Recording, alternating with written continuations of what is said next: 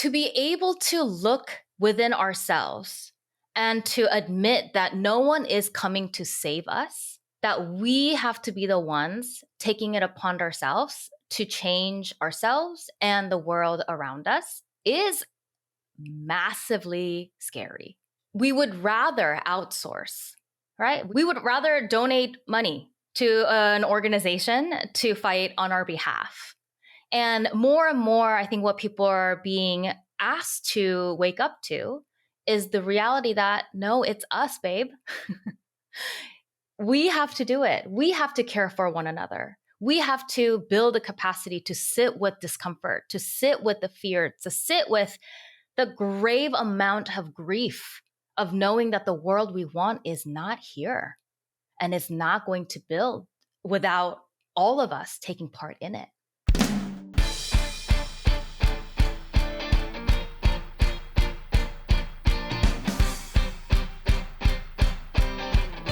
Hello, and welcome to the Politics Girl podcast. I'm your host, Lee McGowan. Let's get into it. So I was scrolling Instagram recently, as one does, and I came across a woman named Michelle MiJung Kim, who was speaking at the San Francisco Human Rights Summit about how we need to stay human during inhumane times. Her opening line was, "Fascism is fully here." And she talked about how we have protesters being arrested and our immigrant neighbors being rounded up. But if you go online, you're seeing a "get ready with me" or "buy this new product," and it starts to make you feel crazy. She talked about how so many people are collectively severing themselves from the truth because it's just easier.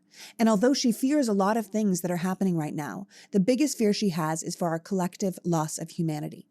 Everything she was saying just spoke to me, because that's my concern too. I'm having a hard time functioning in a country where it feels like no one gives a shit that we're on fire. So I was so appreciative to Michelle for calling it out so clearly that I asked her to come on and speak with us. Michelle is a Korean-American writer, speaker, and activist. She is the author of the award-winning book, The Wake Up, and the co-founder and former CEO of Awaken, a company that led transformative equity and inclusion training across multiple industries. Her work has been featured everywhere from Harper's Bazaar to the New York Times, and she's known for calling out the performative nonsense of corporate DEI to point us back to what liberation really requires, which is discomfort and accountability and a lot more courage. So without further ado, please welcome my guest, board member of Asian Americans for Civil Rights and Equity, award-winning author, and host of the I Feel That Way Too podcast, Michelle MiJung Kim. Welcome, Michelle. Thanks for having me. Hello, everyone. Well, thanks for joining me. I found myself down a major rabbit hole with your work after finding you. And I have to say, you are doing some important work right now, because I think a lot of us are really feeling so lost in this moment. And I was so glad to see that. I was saying in the introduction, I was recently talking about the reality of fascism being here. And here I see you online being like, fascism is actually here. And this collective severing that so many people are doing from that reality because they just can't handle it is striking. And you were saying that your fear is that by severing ourselves from that reality, we actually are in danger of losing our humanity because we're turning it off. Could you speak a bit to that for me? Yeah, absolutely. So the clip that everybody's watching is from a live recording of our podcast. And something that I've been thinking about a lot is this idea of courage and how so many people right now are essentially begging people to be more courageous, right? They're saying, stop being so afraid, be fearless, be more courageous because lives are at stake. And I agree with that sentiment. But what I wanted to do is maybe take a step back and actually ask ourselves to, rather than move straight into courage, why don't we start by acknowledging that we're scared? Why don't we start by admitting that actually I am afraid? Because I think that acknowledgement alone is what is lacking right now, right? When I talked about how even though I am seeing people getting rounded up by ICE, student protesters getting, criminalized for standing on the right side of history, what I am afraid of is not only the things that are happening to people of Palestine and immigrants all over the world, but what I'm really also afraid of is us collectively losing our ability to stare squarely at the truth. And that includes what is happening within ourselves too, right? That within ourselves, that there is fear, there is immense amount of grief and pain. And yet, what I see out in the world is people pretending that everything is going okay, right? When we look on LinkedIn, I don't know if you spend any time on LinkedIn, but it is dystopian, right? People celebrating their promotions or announcing their new course or new book, new project without acknowledging any of the things that are actually happening in the world. And that cognitive dissonance, I think, does something to our collective humanity. And it makes us more afraid because we feel alone, that no one else is seeing this. No one else is seeing that there is fascism. People are literally getting rounded up right now off the streets. And yet we are celebrating something that feels so disconnected from the reality. So my call to action to people was, let us begin by just acknowledging that we are all feeling this, right? That we are in this together. We are afraid together. Maybe that will help us to be more courageous. Maybe that will help us to actually acknowledge that the reality is unacceptable, that we are debilitated by the pain and suffering of the world. Yeah, that's how I feel, Michelle. Honestly, debilitated by the pain and suffering of the world. I have a hard time sometimes getting out of bed. Like I just lie there and I think, oh God, like I can't. And, I think there's people who are like me who build our lives around knowing what the news is and trying to inform people of what's going on. And I think sometimes we feel like we're drowning in all of that information. And I often say to people, like, if you take in all the news, it's like trying to drink from a fire hose. So the work that I try to do is to fill up a cup of what I think you need to know and then give it to you so you can take it in without it hurting you. But it hurts me. And so I sometimes think like, okay, how do I function with this? Because I find myself increasingly demoralized Mm-hmm. knowing how many people are checked out from what's happening, or they're aware of what's happening, but they're choosing not to care, or worse, they're reveling in the pain of others. I am really struggling Mm. with the photos of people, at the alligator Alcatraz sign, or talking about like live stream this. It'll be a hilarious reality show of these people being eaten by alligators. And I feel, I don't just think it's terrible. I feel it's terrible. I feel it in my body. Like I have an emotional pain to know that I am surrounded by such ignorance and hate. And I feel like this kind of casual cruelty that we're swimming in now just feels so distressing. And it's hard to kind of put one foot in front of the other to do the right thing. You just kind of want to sit in stasis because you can't believe where you are. Yeah, yeah. No, what you're saying is so resonant. First of all, I don't know that we can ever truly make people feel less uncomfortable when we are delivering the truth. So even the fact that what you can do is make things accessible to understand, right? Make things that feel so heavily intellectualized feel human. I think that's what we can do. I don't know that we can help people to feel less scared or less painful, right? Because the reality is so horrific and it is painful. And the thing is, there is fear because there's a reason to be scared of speaking out. There's a reason why people are afraid to speak out, even when they know what is happening, even when they know that there is suffering, because there is a cost to our courage right now. And that's how we know that fascism is here, right? That there is repression because there is a possibility of retaliation and a grave cost to our livelihood. And we are seeing the examples by people who have been on the front lines, right? So I think just not ignoring the fear aspect, and also not deluding ourselves into thinking that the world is, favoring those who are standing on the right side of history. That is not true today, which is all the more reason for us to be taking collective risk.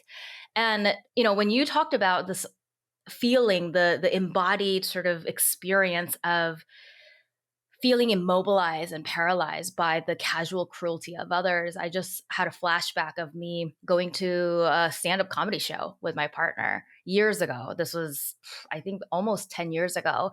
And it was like date night. We went to go see a comedy show out in San Francisco. I live in Oakland. And the first act was someone who started making jokes at the expense of queer people. And I'm bisexual and I identify as queer, and my advocacy and politicization began in the LGBTQ community. And it was one joke after another making fun of queer and trans people and then women, and the misogyny and the rape jokes just kept coming. And people were laughing all around me. And I just looked at my partner horrified, and I just started crying. And I had to leave, and I had to just sob outside the comedy club. And for me, it was the person who was on stage, who was making these jokes, who that was very violent, right? Like that act of making light of, making fun of others' oppression is so dehumanizing that that causes real violence in the world, right? That's what translates to more escalated forms of violence. And when I was looking out into the crowd and saw people were clapping and laughing along, that gave me another level of fear of, wow, am I alone in feeling this? Am I alone in feeling so disturbed by what people find funny? And so I think that is sort of the microcosm of what is happening right now. That we have different levels of connection to our own humanity and other people's humanity. And when we see people being unbothered by what is happening to a lot of different marginalized communities, I think what we are really terrified of is that we feel alone in this. That when we look onto people that we love and care about, that we are actually in community with, not even people online, right, who are far right conservatives, that's not who I'm most bothered by, right? I'm really bothered by my own friends, my own colleagues, people that I'm connected with on LinkedIn. Those people are who I'm worried about. Like, are we on the same page here? Do you actually have the values that I have? And do you embody them on a daily basis in a way that makes us connected?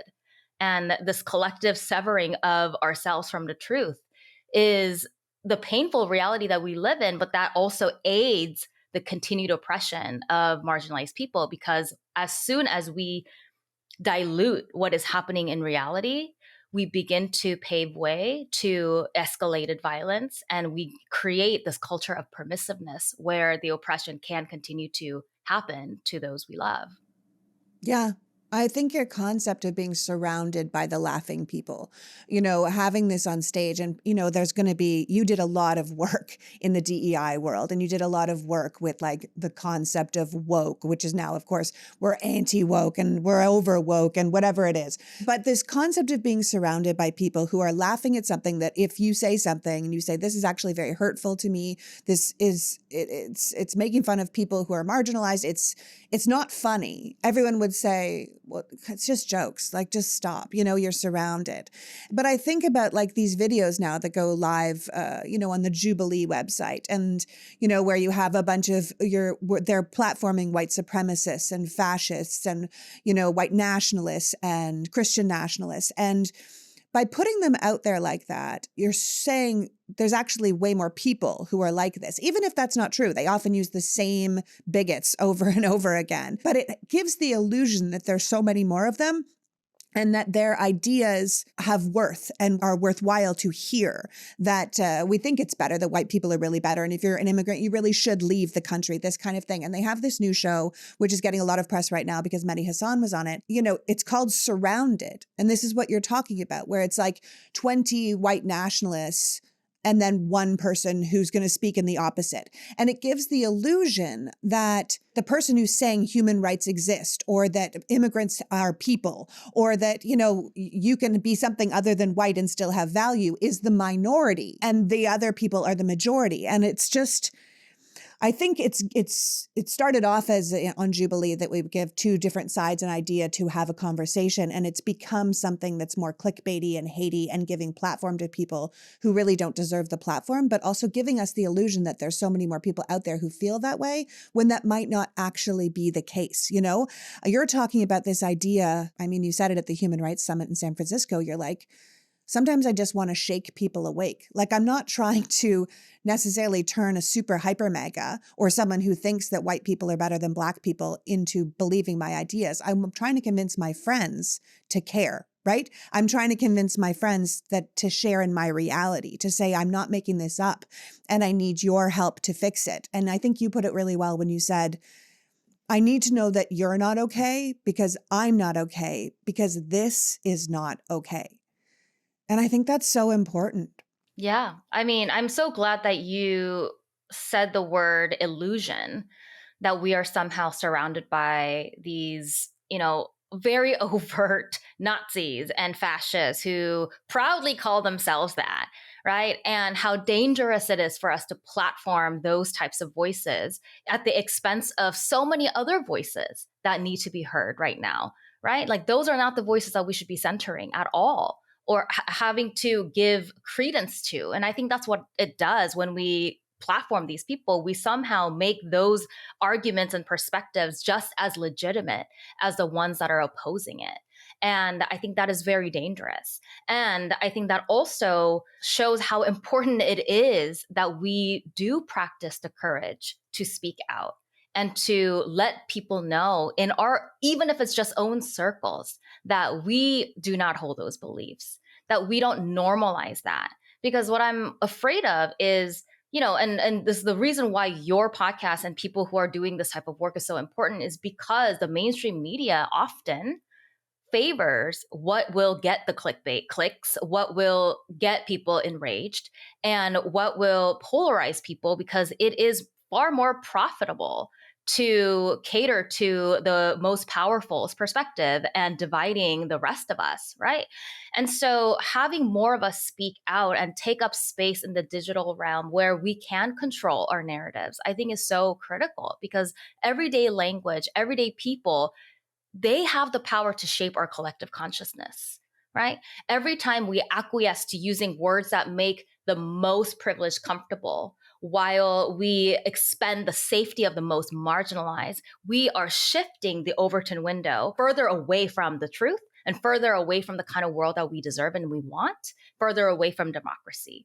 So I do think that all of us being able to be responsible for our own spheres of influence, at the very least, right? Starting with that and starting with ourselves and being honest about the reality that we're not accepting, that is so abhorrent right now, I think does something to the collective psyche and dispelling this myth that somehow we are of equal numbers, because that's not true. No, it's not. And we often say on this show, and I often say in my rants, that we have to be responsible for our people. Like, you are not responsible to go to Kentucky and convince someone in a rural, like, start at your dining room table, start That's at your right. workplace, start with your hairdresser, start with the woman at the, who is working at the checkout counter and says like, well, this happened. And you're like, actually, that's not true. And you have that conversation over your groceries. You know what I mean? Like, take responsibility for your people. And it's not always easy. In fact, sometimes it's very, very uncomfortable. And I think we need to get more comfortable with that discomfort, because what Yeah. we've done is, in, like you're saying, in allowing the comfort of the majority, the, say, white Christian straight majority, white Christian straight male majority, to feel the most comfortable, we are marginalizing and taking power away from all these other groups. And the thing is that people might say, well, that's fine because I sit in that majority. You're like, the problem is when you take power away from other groups, you're actually just opening the door to remove power from lots of people. Like, it's not going to serve you in the end if we can take human rights or due process or civil rights from one group. Because once you've taken it from one group, you're going to end up taking it from other groups. You are not safe with that, right? Like, I keep thinking about the way we're doing this and how, obviously, how heinous it is, but it's like everything we counted on and built our lives on in this nation, based on constitutional rights, law and order, morality, is being pulled out from under us. And I'm finding it very hard to get my bearings, but I also want to say, like, listen, if it's being pulled out from this group of people currently, say migrants or trans people or whoever we are targeting, if you're saying you can't get healthcare, trans children in Los Angeles, which is a new thing, they're going to close down that division of the Children's Hospital in Los Angeles to help under 21 children with any sort of gender affirming care. If you say, okay, these particular children no longer get healthcare, That doesn't stop with that particular group of children. That says we're allowed to pick and choose who gets healthcare. We're allowed to pick and choose who gets due process. We're allowed to pick and choose who we round up. Donald Trump just signed an executive order saying homelessness can make you institutionalized. We can just pick you up off the street if you lost your healthcare or you lost your job, probably because of decisions we made, and we can put you in prison. That's not just going to happen to marginalized people. That'll happen to anybody. And once we open the door to the lack of humanity on one case, we open the door to lack of humanity for everybody. And that's where we're saying we need our people to care about that. We need our people to be aware of that, not just for one community, but for all communities. So we've been traveling a lot this summer, and when we go away, our amazing dog sitter stays at our house, and I always wash the sheets right before she comes, so she has, clean sheets. But after our last trip, she said to me, "What are you washing your sheets in? They smell so delicious." And the answer is laundry sauce. No, I'm not going to tell you that laundry sauce detergent is going to make your life better because it's detergent, but I am going to tell you that it's going to make your laundry better. I genuinely love this product. Laundry sauce isn't just premium laundry pods, it's a full upgrade for your whole laundry routine. They have everything from fabric softener to dryer sheets to scent boosters and fabric spray. I just use the regular pods, but you can actually transform your entire laundry experience from basic to extraordinary with just one company. We genuinely get compliments on the smell of our towels and sheets. Our clothes smell delicious. This summer, I am in a full Indonesian patchouli mode, but my boys love Siberian pine and Spanish leather. They even have a new summer drop called Mojave Peach. I'm gonna have to order that even though I'm not remotely out of detergent. For a limited time, our listeners are going to get 20% off their entire order when you use the code PoliticsGirl20 at laundrysauce.com. That's 20% off your order at laundrysauce.com with the promo code PoliticsGirl20. After you purchase, they're going to ask you where you heard about them. Please support our show and tell them that we sent you. I'm telling you, you're not going to be disappointed. It really is that good. I'm really excited about this new sponsor because I love a certain meal prep organization, but I don't always have time to cook them. I order 3 meals a week, but that leaves me with 4 extra nights and very little time. This is why I'm so excited for Cook Unity. Cook Unity meals are delivered fully prepared. They are ready-to-eat meals delivered directly to your door from a roster of all-star chefs, including Food Network alumni, James Beard Award winners, and acclaimed restaurateurs. Cook Unity's platform is simple to use, and you can filter by chef, by protein, by cuisine, or dietary need. I personally wouldn't mind losing a little weight going into this new school year, and I think the Cook Unity community is going to be very helpful with that. All meals are created in small batches, take as little as 5 minutes in the oven or microwave, and they are ready to serve. So get what you're craving. Try the freshest, best-tasting meal delivery service made by your favorite celebrity chefs. Go to cookunity.com/politicsgirlfree or enter the code politicsgirlfree before checkout for free premium meals for life. That's free premium meals for life by using the code politicsgirlfree or going to cookunity.com/politicsgirlfree. That is countless global cuisines from 160 plus award-winning chefs delivered right to your door and ready in minutes at cookunity.com/politicsgirlfree. Terms and conditions apply. Go to cookunity.com for details. Once we open the door to the lack of humanity on one case, we open the door to lack of humanity for everybody. And that's where we're saying we need our people to care about that. We need our people to be aware of that, not just for one community, but for all communities. Yes, yes. And what you're saying is really the saying that all of our liberation is bound up with one another, right? That all of our liberation, all of our struggles are actually interconnected. And I think the more that we realize how interconnected we actually are, I think the better we will be in building real solidarity that feels sustainable. And the way that I talk about whether it's DEI or equity or justice is how we talk about our why. Like, why is this important to us? And too often and for too long, we have talked about the why being helping other people, right? Helping those who are less fortunate than us, and somehow creating this narrative of charity case. And for me, this work is far beyond a charity because of the precise thing that you're talking about. the way that I talk about this work for me is that it's all about all of our collective humanity.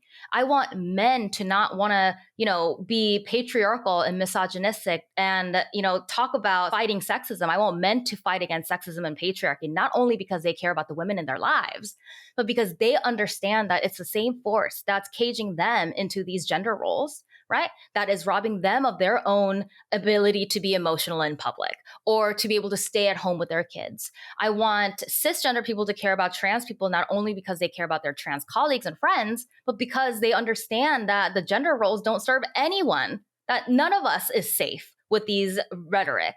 And I want white people to fight against racism and white supremacy, not only because they care about people of color colleagues and friends, but because white people understand that it's robbing them of their humanity too.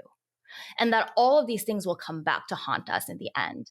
And when you talk about the law and order now being picked and chosen to marginalize certain people, but how it's going to only expand its scope of oppression, that's always been the case throughout history, right? That these systems were inherently built on the foundation of racism and genocide and white supremacy, that these things have always been weaponized against certain groups of people. And we have allowed that for so long that the scope is just continuing to increase. None of this is new. The scope is just expanding, that more and more people are becoming more aware and awakened because now their rights are under threat. So this has been happening not only in the States, but also abroad, right? The kinds of issues that we have turned a blind eye to, whether it's what happened in the Middle East, Iraq, or Korea, or Japan, or now Palestine, all of these tactics of imperialism and capitalism are being used abroad and now are being brought to be practiced in our country. So Yeah. these things that we are experiencing, perhaps for the first time for some people, have been experienced by so many others for centuries at the hands of American imperialism. And being able to actually connect those dots feels really scary and it's uncomfortable. When I used to do DEI consulting work, equity work in the for-profit space, the number of times that people ask me, can you not maybe use the word white supremacy or capitalism? Instead, can we talk about unconscious bias and microaggression? The reason why we are so afraid is because it has an impact, right? When we use the most precise language that we have available to us, that causes grave threat to the systems all around us because our collective consciousness is what is going to unlock the possibility of broader liberation and reclaiming our power. And so I think that the more we speak and with the kind of precision and clarity that we need to have in order to describe what is happening in the world, the more possibilities we'll have to be able to find the pathway to our collective liberation. I think people are struggling in many ways with identity. I think identity is one of the biggest problems we have, whether it's like what my identity is, what I base my life on, who I think I am. And then if you attack that, if I say, well, I'm a Christian, and I say, okay, well, what about this that the Christians are doing? And I go, oh, no, I don't want to talk about that, because then it affects my identity. I think this idea of America as the good, kind nation, of America as the good guy, as the America as the one who defeated the Nazis and liberated Auschwitz and saved, the world in World War II, this kind of thing. When you start to really look at how America has been behaving in the world for literally decades, for generations perhaps, and you start to think, oh, I don't love the look of that. That actually, are we the baddies? You know what I mean? Like, it is not the good kind. I know. And it's like, not the good baddies, the baddies, and I think it really messes with people's opinion of themselves, of their identity, of who they think they are. And they would rather not do that. So they have to double down on we're the good guy, which means someone else has made a mistake. Someone else is the bad guy.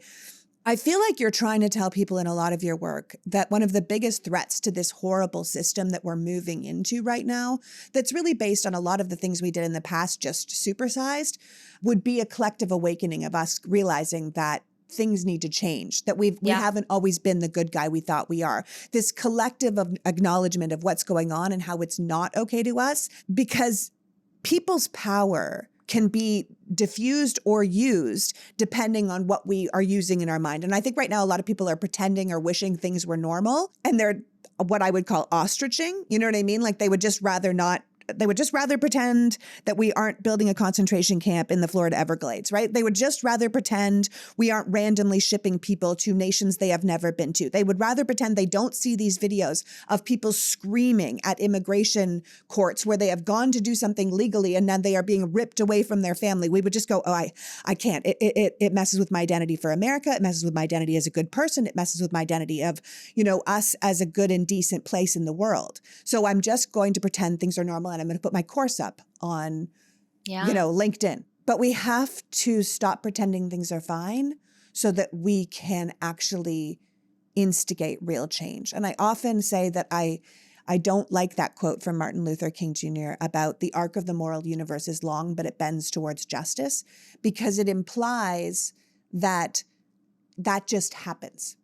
That it's just going to go that way if you wait long enough. Whereas bending the arc of the moral universe takes real work on our parts. We have to actually build that track that it goes on. It's not just a train we get on, it's a track we build. And I think that's the thing people don't realize, because we've had it quote unquote good for so long, if you look like me. And if you don't look like me, you're like, no, we haven't had it good for so long.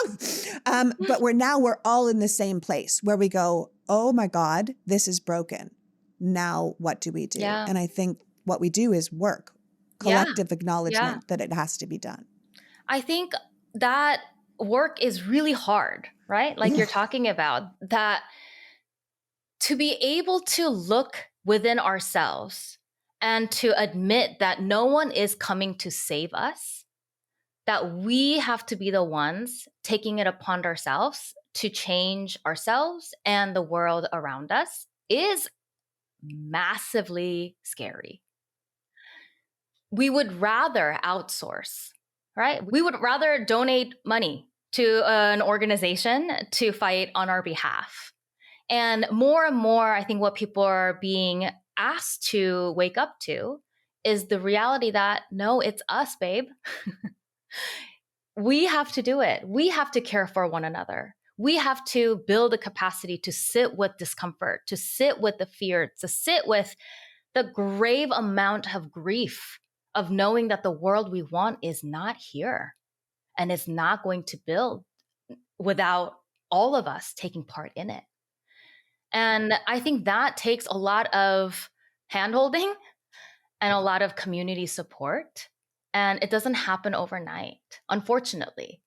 And to your point about people being really afraid of seeing the US for what it is, and the history, the real history, triggering so many people, right? That it triggers so many people that we would rather sanitize the history, sanitize the truth, and criminalize truth telling in some cases, shows how difficult it is to actually build up that capacity to sit with what is, to sit with ourselves. I mean, we've been taught from a very young age to believe in this good, bad binary, right?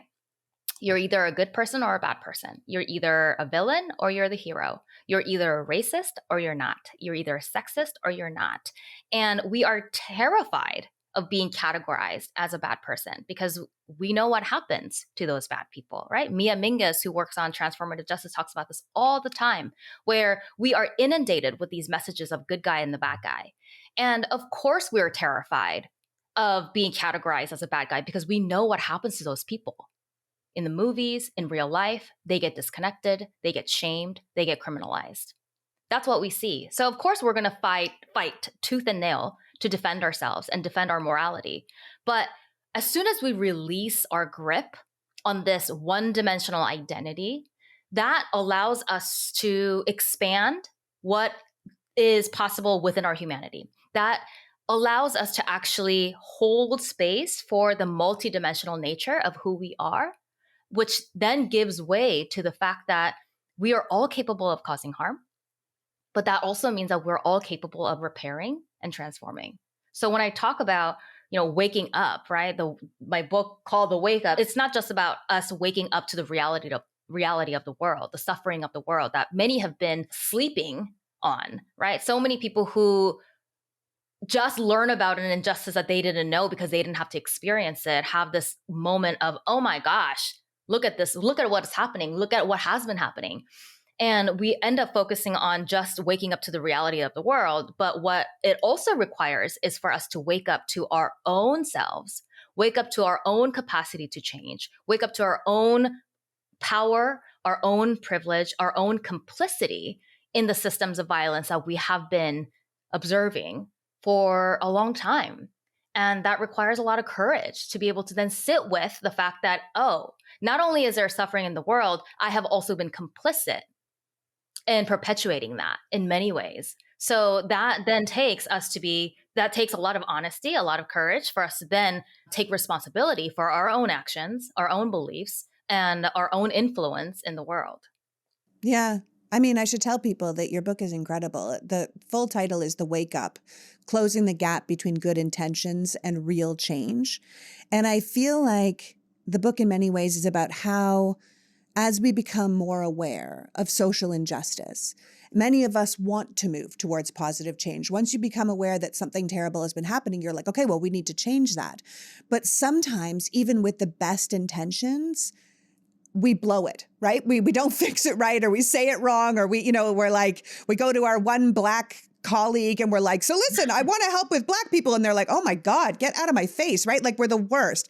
And then that makes us feel uncomfortable because we took this step forward and then we blew it. So then we retreat, right? And then the movement suffers. Like I find that like, we're seeing a blowback now on this concept of DEI itself. And that gives people an out to stop growing, to stop changing, to stop evolving. Like we're not doing that DEI thing anymore, right? When DEI has been actually shown to improve workplace, to improve environments, to improve outcomes, right? I feel like we're almost in a pendulum swing back before we were done swinging forward, right? Like we didn't finish the whole rotation. We didn't get all the way to being woke. We sort of got halfway and now we're swinging back to anti-woke, right? This idea that woke needs to die, that woke lost the Democrats the election. But I don't think that's it, because obviously being woke, being aware of how different people go through life or different people experience the world, that's a good thing, right? It makes us more connected, more empathetic. It gets us on the path to understanding and to open to real conversations that might make real change, positive change in the world. But it also gives us the opportunity to, as I said, blow it, to screw up, to suddenly become some sort of weird performative ally, rather than stand with people in real solidarity. And I think often people who look like me, white, straight people, because we don't have a lot of experience with ourselves not being centered, we keep bringing marginalized groups' problems back to us, how we screwed it up, how we feel bad that we didn't notice or how we didn't understand, which I think must really annoy marginalized people because it's like, Jesus. But also, I think it must be quite exhausting to continually try to educate us, or worse, make us feel better about the fact that we didn't notice that you were suffering. Does that make sense? Right now, headlines are packed with data breaches and regulatory rollbacks and phishing expeditions that make us all vulnerable. But you can do something about it. Delete Me is here to make it easy, quick, and safe to remove your personal data online. The fact of the matter is, we are all at risk. How many times have you gotten a text or an email or a letter saying that your data has been breached? It's incredibly upsetting. But the good news is, Delete Me can help. Delete Me does all the hard work of wiping you and your family's personal information from data broker websites. Sign up and provide Delete Me with exactly what information you want deleted, and their experts will take it from there. Delete Me will then send you regular, personalized privacy reports showing what they found, where they found it, and what they removed. Delete Me is constantly working for you, monitoring and removing your personal information that you don't want on the internet. As someone with a very active online presence, privacy is incredibly important to me. You hear these stories about hackers obtaining your name or your phone number or your children's names. So I'm just very grateful that there are groups like Delete Me available to help remove our information from these sites and keep our information from falling into the wrong hands. So take control of your data and keep your private life private by signing up for Delete Me, now with a special discount for our listeners. Get 20% off your Delete Me plan when you go to joindeleteme.com/politicsgirl and use the promo code politicsgirl at checkout. The only way to get 20% off is to go to joindeleteme.com/politicsgirl and enter the code politicsgirl at checkout. That's joindeleteme.com/politicsgirl. Code politicsgirl. I was so excited when we got our new hex-clad pots and pans in the mail. This is some sexy-looking cookware, people. If your kitchen is your happy place, if you like to cook, if you like having people around and cooking for them, if you find you have a little bit more time this summer to actually have people over and you want cookware that looks and performs beautifully, then hex-clad is for you. HexClad has an innovative hybrid design. It truly checks every box when it comes to picking cookware. They are metal utensil safe, dishwasher safe, toxin free, and oven safe up to 500 degrees. They are induction ready and even have a stay cool handle, so you're not seeking a pot holder just to stir something. Finally, HexClad's patented laser-etched hexagonal steel ridges boasts searing power on a non-stick surface. These are literally the best pans you could own. HexClad also makes exceptional Japanese Damascus steel knives. Maybe you love cooking, but you want your prep to be easier. Picture yourself easily slicing through crusty baguettes, or creating elegant cucumber ribbons for refreshing drinks, or perfectly segmenting citrus for a beautiful salad. These knives are incredibly sharp, beautifully balanced, and feel like a natural extension of your hand. Plus, with their lifetime warranty, you're investing in pieces that are not going to let you down. Summer is the season for effortless gatherings and delicious food, so why not treat yourself to the best cookware and knives to make it all a breeze? For a limited time only, our listeners are going to get 10% off their order with our exclusive link. Just head to hexclad.com/politicsgirl. Support our show and upgrade your kitchen at hexclad.com/politicsgirl. Make sure you let them know we sent you. Cheers to summer hosting with HexClad. I think it must be quite exhausting to continually try to educate us, or worse, make us feel better about the fact that we didn't notice that you were suffering. Does that make sense? Yeah. Oh, yeah. That makes sense. And I think we see it everywhere when you're doing DEI work. And, Yeah. For me, the problem with the way that we have been talking about DEI is, once again, it's seen as work that we do to be good people, that we do this out of the goodness of our hearts, right? And we're not actually talking about the insidious ways in which we are all ensnared in this system of oppression that is impacting everybody to different degrees. And I think that then situates a lot of white people as wanting to either be saviors or as like charitable people who are doing things out of the goodness of their heart, rather than because they understand that they are, one, complicit in upholding these systems of oppression, but also, two, that there is a cost to themselves too. And in the corporate space, the rhetoric of DEI has been wrapped up around this idea of, DEI is good for the bottom line. It's, more diverse companies tend to be innovative and more profitable. And while that may be palatable to a lot of people in the corporate space, and we have been taught to talk about things like that. Yeah, we're seeing it through the realm of capitalism, which Exactly. is how we can say DEI is good because it helps with profitability, Exactly. as opposed to we can see DEI is good because it actually helps with community and life. Everyone. Yes, Yeah. exactly. And I think that has also been a really dangerous trend because it, one, commodifies people of color and their experiences into this is only as useful as long as it profits our bottom line. And then two, it also somehow make people into believing that when we work on DEI, we're going to get profit right away, which is not actually true.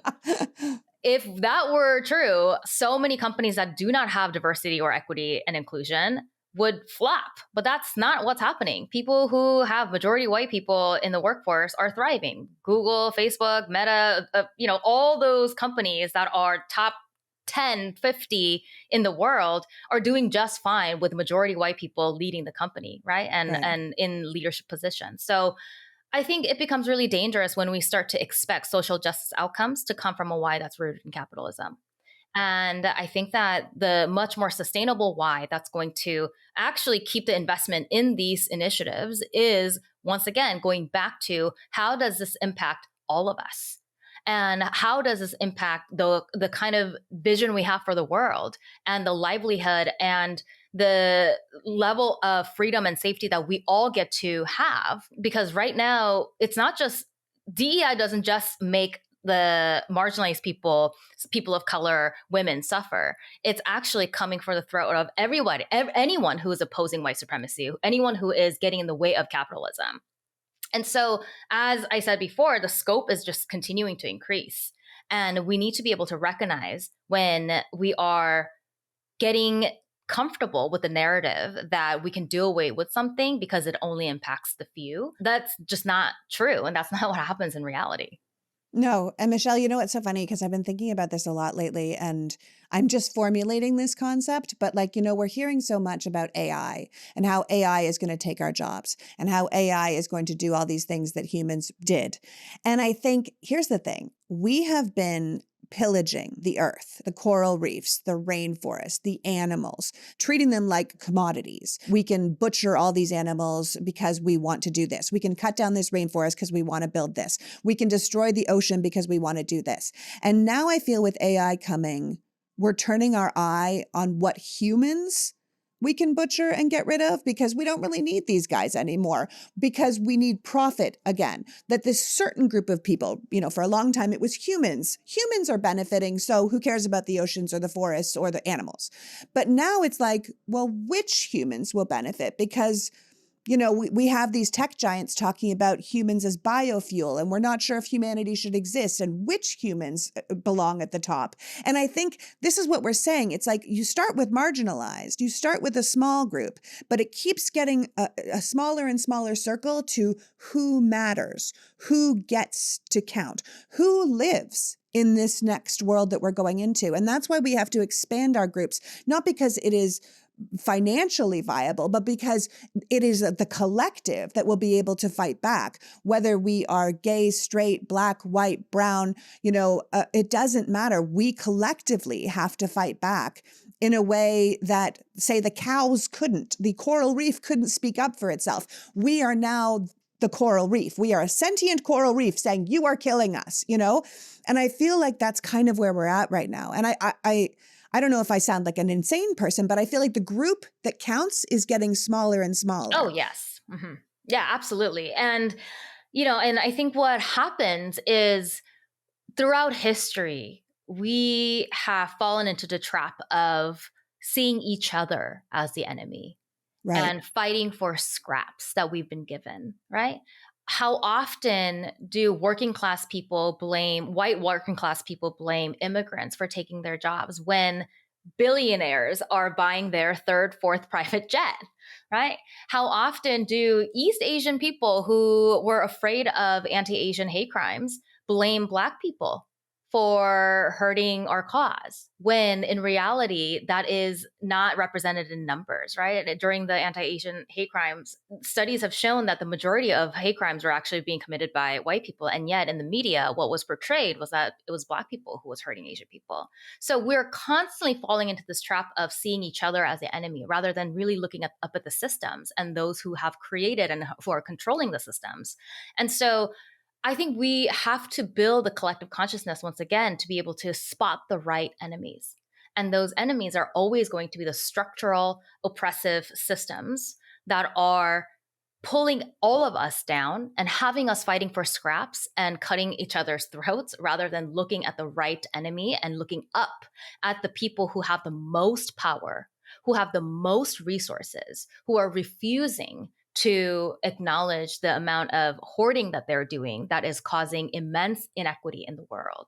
And I think at the very basic core foundational level, social justice for me is about human lives. And it is built on the foundational belief that all of us, even the people that I disagree with, are worthy of dignity, safety, freedom, and joy simply because we exist, simply because we are on this earth together, not because we have earned it, not because we have proved it. And everything that I do is about protecting that truth, right? That we are all worthy of those things simply because we are human. And what centuries of systems of oppression and history tells us that this is this foundational truth that the systems of oppression want us to deny. We are constantly being told by these systems that no, no, no, certain people don't deserve it. You have to work for it. If you speak up, you don't deserve safety. If you are Black or brown or an immigrant, or if you're undocumented, or if you're a criminal, you don't deserve dignity. You don't deserve freedom.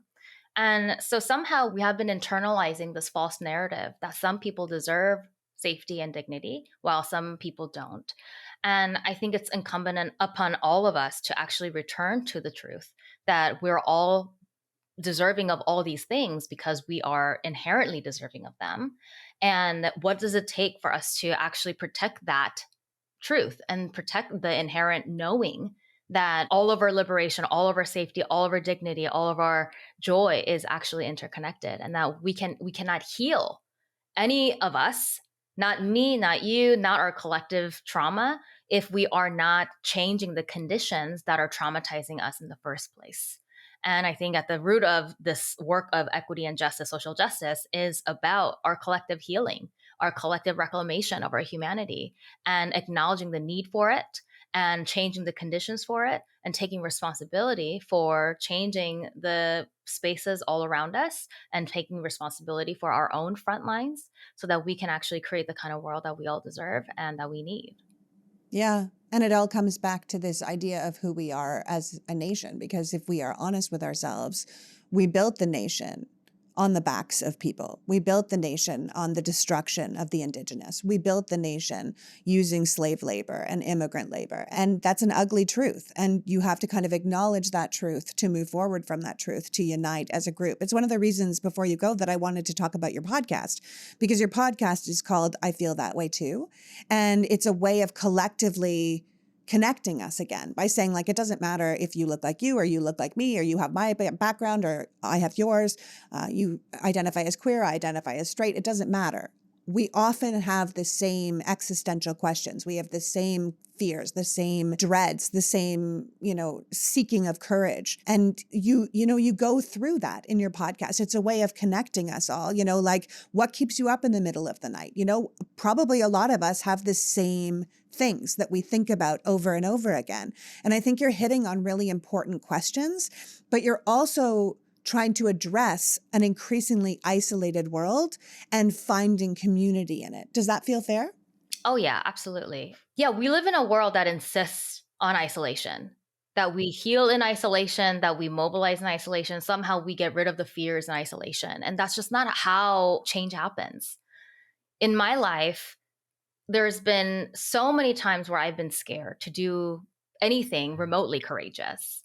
And oftentimes people think that us looking to the leaders is what gives us courage. People who seem fearless, right? That's what gives us courage. But that's not been true for me in my life. What's given me courage over and over again is knowing that there are people to my left and right who are just as scared, but we're doing it anyway because we believe in something bigger. In the last episode that just aired, our finale for the season, I shared this anecdote of me participating in my first direct action for Palestine. And I was so scared because we were all risking arrest. And I knew that that was a very likely possibility. But it was at a point where I just couldn't deal with the cognitive dissonance that was happening in the world and within myself.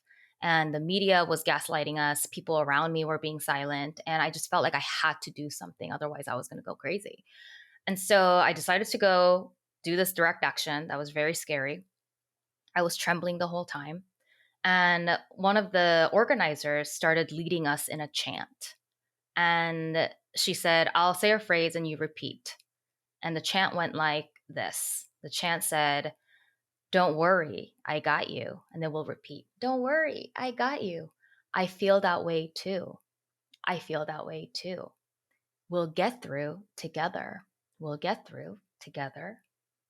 We'll make our way through. We'll make our way through. And we were all holding hands in this big warehouse and chanting.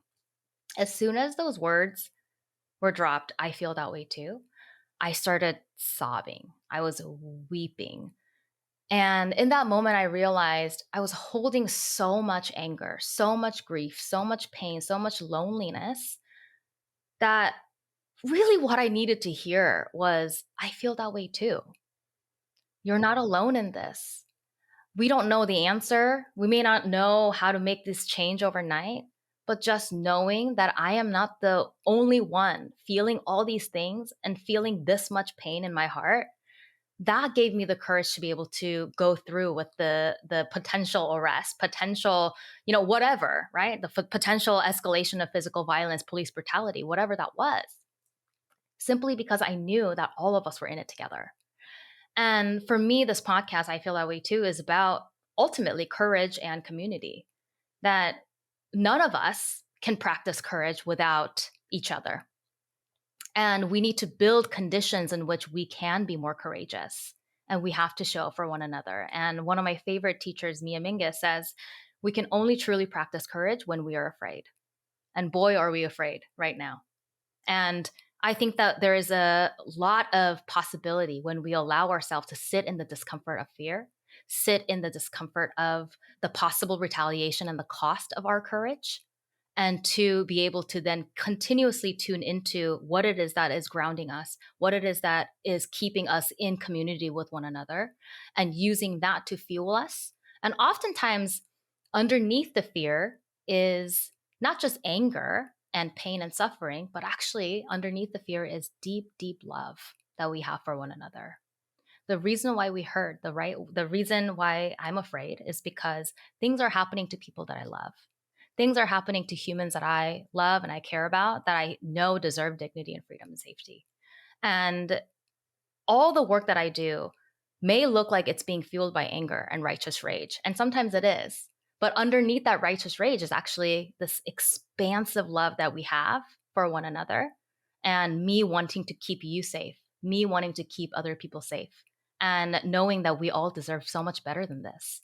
And to me, people being in touch with their own fear, their own discomfort and pain, and being able to sit with it long enough that they can actually recognize what is actually undergirding that fear and pain is the key to our collective action. That our collective desire to keep each other safe is stronger than the desire for other people to harm us and to rob us of our humanity and dignity. That there is more of us actually wanting to do the thing that protects one another than there are of people who are trying to rob us of that safety and dignity that we all deserve. So that's really what I wanted to communicate with this podcast. It's not that I am the most courageous, fearless person in the world. No, it's that I am just as scared. And I think that we can do it together because we're all feeling the same things and we are wanting and we're dreaming of a possibility, dreaming of a world that we all deserve. And that there is a pathway, right? That at every site of oppression is actually also a site of resistance. That everywhere I look, there are people who are waking up every single day and mobilizing and doing something about this horrible reality we live in. And that we are somehow able to envision the world that we actually deserve, and people are building it everywhere. We just need to pay attention and join them. I connect with that so wholeheartedly.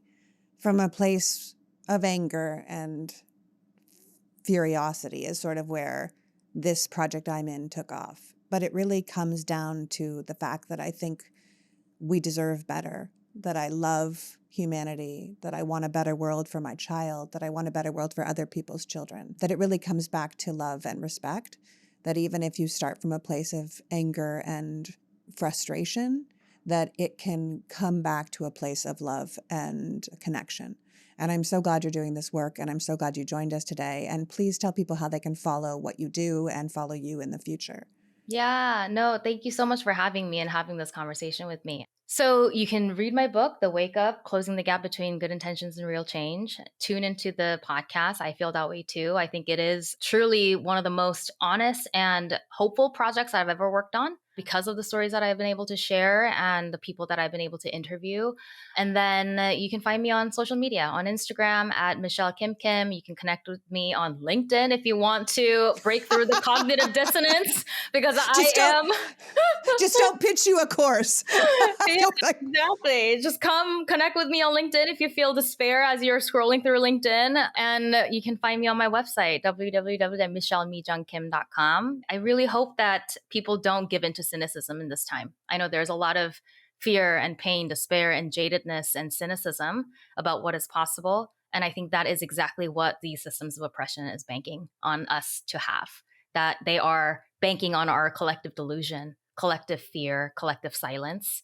And in this moment, I think we can all tune into our own collective humanity and be sturdy enough to handle it, build a capacity to sit with the discomfort and fear, and also practice hope as a discipline.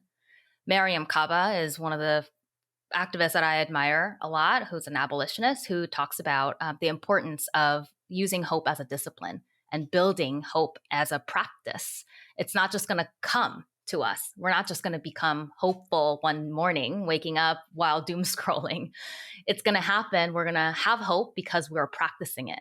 And that requires us to look at what is actually happening in the world, right? Tuning into the movement, tuning into the people who are being courageous enough to do the work on the front lines, but also the front line being anywhere you are. So I hope that people can tune into the hope, practice hope, and continue to show up over and over again for yourself and each other in this very disorienting time, but also a time of immense possibility. Yeah. Sometimes a phoenix comes from the ashes. That's right. Thank you so much for joining us today. Thank you so much for having me. It was a pleasure. So that was Michelle MiJung Kim, reminding us that we can't keep pretending things are normal when we know they aren't, that we need to collectively wake up to what's happening, to how we got here, to the ugly and scary that we've allowed to flourish, and find the courage to stand against it, that we must hope for something better, but we must also acknowledge it's not coming if we don't work for it. Right now, people are not being rewarded for standing on the right side of history, and there's real reason to be afraid of speaking out. But we have to do it anyway. We have to do it even if we're afraid. In fact, as Michelle says, we can only truly practice courage when we are afraid. I want to thank Michelle for joining us today, and you for caring enough about our humanity to be here. Now stop fighting each other and turn your attention to the systems who are actually oppressing us. Only then can we see true change. Until next week. PG out. Before you go, I just want to thank the premium members of this podcast and encourage you, if you're not a member, to consider supporting my work. The independent media space is more important than ever as we try to bring you truth in a world of propaganda for power. If you see worth in what I'm doing here and you want to support it, please consider becoming a member of Politics Girl Premium by going to politicsgirl.com and signing up. You will get this podcast ad-free along with my rants sent directly to your inbox. So even if my work is silenced on social media, you will still get access to the truth. There is a link to sign up in the bio of this episode, but also at politicsgirl.com. And as always, please like and share this podcast so we can grow the audience. Because the more people who have access to real information, the faster we can change the collective consciousness to something better. As always, thank you so much for your time and support. The Politics Girl podcast is written and performed by me, Lee McGowan, and produced and edited by Happy Warrior Entertainment. All rights reserved.